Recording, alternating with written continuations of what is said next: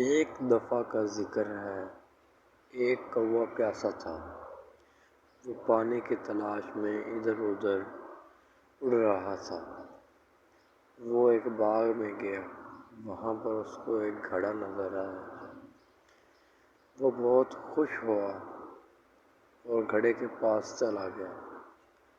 اس نے دیکھا کہ پانی بہت نیچے تھا، جس کی وجہ سے اس کی چونچ پانی تک پہنچ نہیں سکتی۔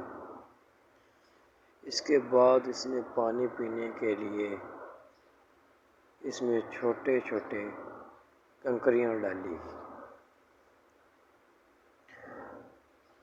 اب کافی ساری کنکریاں پھینکنے کے بعد پانی اوپر آ گیا۔